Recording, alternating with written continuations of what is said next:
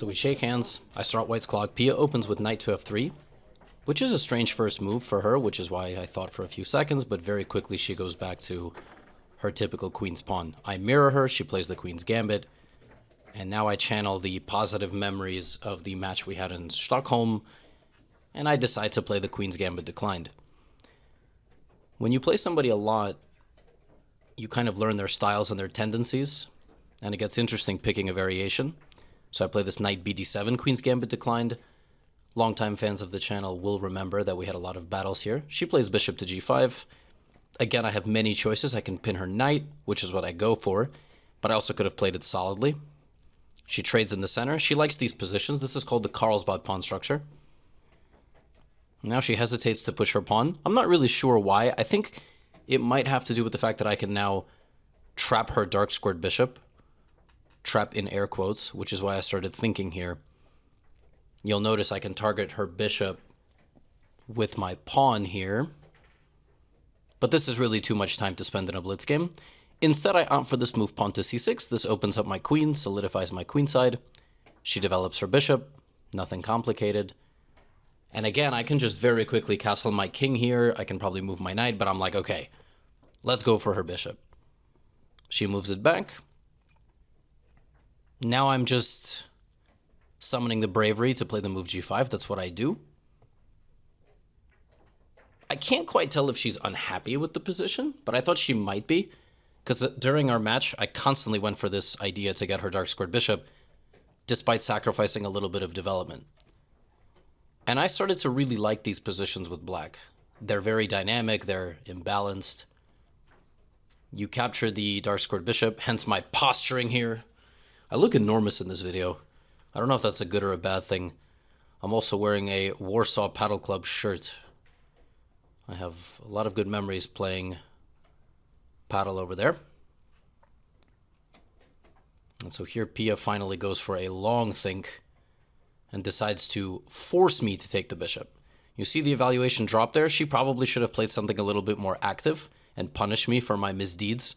I grab her bishop, but now the knight that she moved back is a little bit strangely placed. She'll have to move it out at a later point. At this point, I move my knight to the queen side. The point of this move is simply to open up the light squared bishop. And now she plays queen c2. It's not quite clear which side she wants to castle to.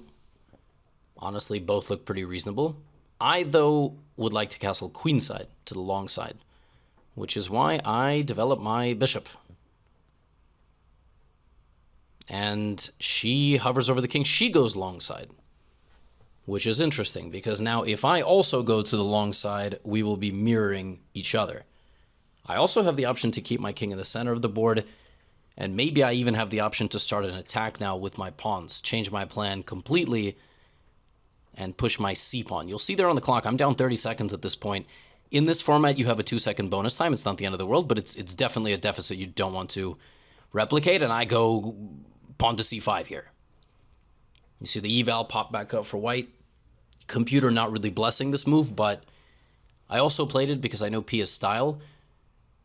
She's not a huge fan of being attacked, and I'm a big attacker, so trying to force the position into something where I would be a little bit more comfortable. My king is in the middle. I'm violating certain principles, but if I get a couple more moves, I should generate an attack. She moves her king to b1. Typical Pia move, very smart.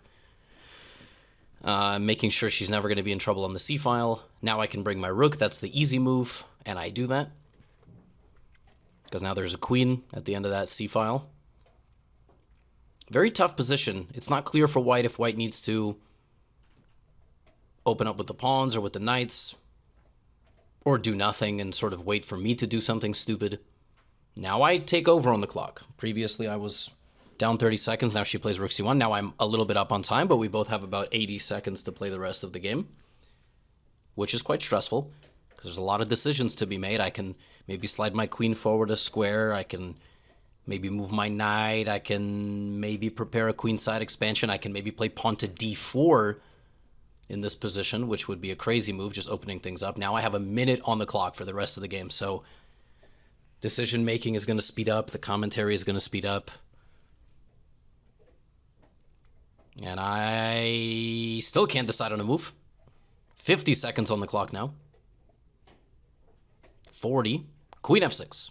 So I overthought things and I actually blundered. Here there's an amazing move. She can jump either of her knights to the e4 square. A square that is covered by my central pawn, which is why both of us missed it.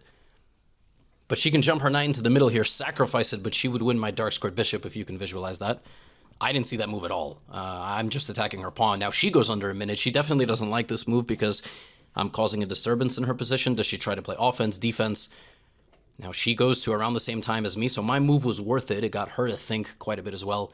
Time also flies when you are playing over the board Blitz. What's crazy is there's still so much game to be played, and both of us are just going to play in a huge time scramble. She's now under 40 seconds. Not easy in a position like this. This is where mistakes start to happen. She goes knight to b3. Her queen is now protecting the pawn I was attacking. And I oh, I don't do anything. Never mind. Now I'm under 40 seconds. Crazy time scramble incoming. Now I'm at exactly her time. 35 seconds on the clock. Quite bad time management by both of us. Bishop b4. Applying pressure. I could have played that move faster. I don't really know what I was calculating, but that's life. She's now at 28, 27, 26 seconds. Time is ticking. She keeps checking the clock as well, which also stresses me out, you know, because I'm like, oh, she's going to lose on time. 20 seconds now for Pia. She goes knight into the middle of the board, centralizing. Now, what do I do here? How do I continue to apply pressure? Do I jump in with my knight? At some point, you have to start taking some risks, and this is where you will start making some mistakes. Now I'm at 18 seconds on the clock. I'm getting stressed just watching this. I played king f8. The idea is to walk my king over to the other side of the board and then bring my other rook. I also could have castled. She plays a move with 12 seconds on the clock, 13 seconds. Now I'm at 15 seconds. Insane. I take the knight. She hesitates. She was going to take with the pawn. She takes with the rook. Now I trade the rook. We trade. She has a weakness in front of her king. I'm just going to move my king probably and bring my rook. Nothing else I can do. 10 seconds on the clock for me. And prepare yourselves for the craziest scramble that you're about to see in your entire life. Rook to c8. There are so many more moves to be played here. She plays king to a1. On the same line as my queen. I'm looking for a way in, but I want to avoid trading all the pieces. So play knight a4. She plays queen d2, defending herself. Now I should probably play pawn to a6, preparing an advancement. She plays f3, preparing her own advancement. We both have about 5 to 10 seconds on the clock. We're both pushing our pawns. I bring my bishop back to avoid any problem. She brings her bishop back to reroute it and put pressure. I bring my knight back to reroute it and put more pressure. Bishop f3 targeting my center pawn. I have 5 seconds to make a move. 4, 3, 2, and I make a move with 2 seconds on the clock. Now she has 15 seconds. She plays queen c2 and presses the clock, but now I have g4, and now I push her bishop back and I jump into the position with my knight. At this point, I feel like I have an advantage. I played b4. I could have just taken a free pawn there. I don't know what I was doing. Maybe there was some tricks, but I'm just trying to make moves to confuse her. c4, and I seem to have succeeded because I can move my knight in. Now I have a much better position, and she has 7, 6, 7, 6. Oh, she sacks her rook, and now I'm like, okay, I'm probably winning here. 3, 2, and I make a move with 2 seconds on the clock again, getting out of the way of her queen and her knight. She advances the f pawn. I take a free pawn. Now we both have 4 seconds. She advances 2. And I make a move again with 2 seconds on the clock. Trying to get in. She pushes again. I take another pawn. I'm like, okay, I must be winning here. She trades the knight. And I take. And I'm like, okay, I have a queen versus a queen and bishop. Queen and rook versus queen and bishop. And here I make a move with 1 second on the clock. Bishop back. And I actually miss a checkmate here. Queen all the way back to f6 is mate. But I play a move again with 1 second on the clock. I missed it completely. She attacks my rook trying to get out of the way. Rook c7. Now something absolutely insane is going to happen. Queen c3. I'm trying not to lose on time. Play queen f5. Bishop back to b5. I'm still looking for a way in. Again, another move I play. And then here I did something absurd. I just lost this pawn. This pawn is totally... And she goes queen f5 and almost loses the game on time. And I hang my rook. I just didn't realize she was attacking my rook with her last move. Queen takes, check, and now I have to move my king. And she's maybe promoting her pawn, but I have enough checks here. I can go into the position and give her a million checks. Perpetual check. I take a pawn. That was the wrong move. I should not have taken the pawn. I thought it was a free pawn. She had a way out. But it's so difficult to foresee this. Queen e4. Okay, now how do I keep checking her? I guess I just have to keep checking. King goes back to c1. Queen here. Oh my gosh. And now I do something so stupid. So stupid. I push, which is insane. And she takes it with check. And now I'm completely lost. This is unbelievable. I should have just kept checking her. But I panicked. And now she blunders a draw again somehow. This is crazy. Queen a4, king c1. I centralize and I check her again. King slides to the middle. Queen takes pawn instead. And now I just have to keep giving checks. At this point, I still think I might be losing, but I'm just going to give her checks. That's all I can possibly do. I check her. She runs the king all the way. And even I think here she started realizing, like, wait a minute, where can my king find shelter? I gave her another check. And kind of a crazy moment happens here. She plays king e6. I have to give her another check. And right here, she slides the king back. It looks like a draw. And I think I realized it's a draw. And this move would have been really nice for me. And she says, no, I go there instead. And we drew the game. And started analyzing. And I showed her that had she gone king e8, I had a checkmate, which would have been a really nice way to win. But sadly, that didn't happen. Also at this point, we had like 100 people from the club watching our game. We were the last game of the round, so that was quite fun. Anyway, that was the game. Let's analyze it. Okay, so this was an absolutely insane game of chess. And I would like to go over it because it was instructive and yet it had interesting and combative moments that you might see in your own games. So if you get titled players to below 5 seconds on the clock, anything can happen. Pia opened with knight f3, but as I said in the video, we very quickly got a queen's gambit declined. And the move knight bd7 is a bit of a strange move, but it is designed to play certain positions. It is designed to be a flexible move instead of committing this bishop as one usually does here, or the c pawn or the a pawn. Black just plays knight d7. Completely reasonable move, completely okay. Bishop to g5 played. And now I played bishop to b4. Also, you might be able to hear my laptop fan. It's been going crazy recently. Do let me know if you hear it. It would actually help. But if you don't hear it, then I apologize. She traded. She played the move e3. And even here, black has many options. Like, black can play c5 and try to play very aggressively with c5 and queen a5. Black can play many things, actually. But I went for c6. Actually, c6 is too slow. I mixed up my positions here. And already black can play the move h6 and g5. But for Blitz, because I wasn't really considering all of the deepest intricacies of the position, I just played the move c6 and then h6. But this variation, the way I played it now, is simply inaccurate. And the reason for that is that normally when black plays like this, black keeps the bishop on f8 to begin with. Like, it's very rare you move the bishop out, because in a lot of those positions, you end up putting the bishop on g7. So I already committed my bishop out the other way. And if you generally commit your bishop out here, you like to put your knight on e4 rather than putting it on h5. But again, it's Blitz and you can't always play so accurately. So it actually ends up working out. I get the exact position that I want. At this point, if you look at the top lines of the computer, the top move is king f8. And as I like to say, you know, had I played that move in this position against Pia, she would have been well within her right to request a urine sample from me after the game for doping, because no human here is playing the move king f8. I haven't developed my queen side yet. I thought I played a very natural move, which is knight to f6. Knight to b6. Knight to f6 actually would have been totally okay as well. But I've seen positions where the knight goes here and prepares queenside stuff. She went queen c2. I played bishop e6. And as you can see from the opening, I've actually equalized. I mean, I have a very nice position. This move was very, very, very aggressive. It's a very dynamic move. And that is why I tanked here, as you saw in the video, and I played the move c5. c5 is simply a mistake. But it's, no,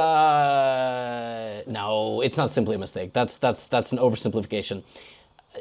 Black should just play simple chess here. Like, I should probably just develop my queen and long castle. And after a little bit more build-up, then and only then should I play c5.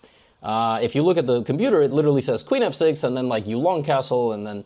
but I didn't have patience, and it's Blitz, and I just kind of immediately went c5, and my logic was, well, she has a queen and a king on the c-file, so that's why this move makes sense. She took, and she simply played king b1, and I kind of sat there at the board like, oh, all right, my position is not really anywhere near as good as I thought. I definitely don't have as much of an attack as I sort of thought I did.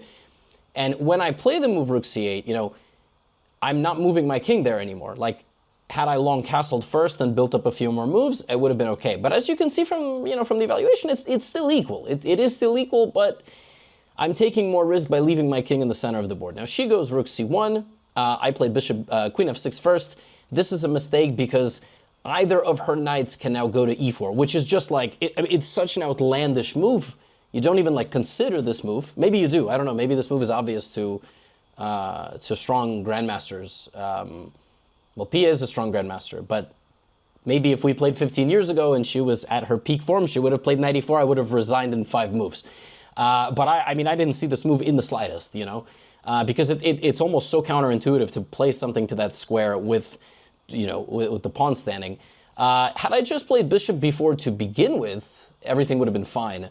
I went here, though, and she obviously saw me threatening this pawn, and she played the move knight b3, which is a very reasonable move, but now I get to the same position, and I sort of got away with, got away with something that I should not have. And now she went knight d4, and I went king f8.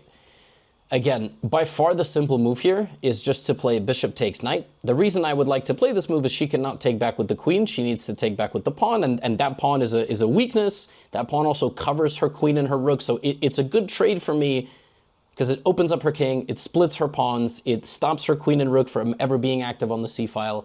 And this is one of those rare cases the bishop for the knight trade is pretty good. I went king f8, though, because like I showed you already and explained, I kind of wanted to play king g7. At this point, I don't have to be urine tested for this move. I should be made fun of because it's not a particularly good move anymore. And now she can move her queen somewhere to enable rook takes c3. And that's what she did. She just moved it to the wrong square. But that's blitz, I mean, right? Like here, she should be attacking my bishop, forcing me to make a decision. But sliding out of the way here, kind of going for the light squares maybe, is what she was hoping for, and you really don't want to play here. You don't want to pin yourself, although that is also an okay move. So queen e2. And now I took, because obviously I saw that her idea was to potentially improve her position, and I did this. And now the position is back to equal. It's a very fascinating game. Like, you can play a classical game of chess from this position as well. I ended up going king g7. This finishes my plan. This defends my king a little bit, and the natural move is simply rook c8. I hope this is quite obvious to anybody watching, as well as knight a4. Like, I see a target, I see a pawn, and this is the way you play chess. You try to target the weaknesses. Another thing is that we've castled on opposite sides, so you might be thinking, oh, opposite side castling, I have to checkmate my opponent. Yeah, just not so simple. Like, my queen can't just get in. This knight is standing on an outpost. An outpost square is a square where, you know, a knight stands. It's generally in the opponent's territory, but we can call this an outpost. It's very well supported, and I will not get rid of that knight for many, many moves. Only this knight could get rid of that knight, and it would need to end up there. And even if I were to do that, that would be a huge loss of time for me. But it's not unreasonable. She went rook c1, I went rook c8. At this point, I really thought I was going to win this game quite smoothly. But then she created some counterplay in the position. She defended herself very stubbornly, and then she went f3, and she was looking for counterplay in the position. And I just didn't see a way through here at all. Like, I made all of the necessary improving moves. And here I also played b5, which I thought was like a natural continuation. But then I was like, what is my next move? My queen can't get in, my bishop can't get in. I'm going to have to reposition with the queen, like maybe here, or here, or here, or here. And like maybe I have to prepare a5, b4. But my light square bishop is so bad. It doesn't participate in the game. There's no entry point for this bishop. So I started getting quite restless. Now, actually, look at the evaluation. Again, like always, evaluation says minus 0.4. It actually thinks that black's position is simply better. Unfortunately, that doesn't mean that I'm just going to, you know, absent-mindedly walk into the position and win. So she goes f4. She goes for some play here, and I slide back. I thought this was a nice move, sort of waiting, you know, like waving her on. She goes bishop to e2, which is a totally reasonable move. And I drop back with my knight. I want to go to that square that she just freed up, and she goes bishop f3. Now, my plan here is halted, because my original plan was to push my g-pawn. I can't do that, so I have to go here, and I'm trying to set up the move g4, which she should probably prevent. She misses my idea, and now after g4 and going back, I totally take over. This little sequence of moves, improving my knight, jumps my knight to a very powerful outpost square. It's a fantastic outpost square.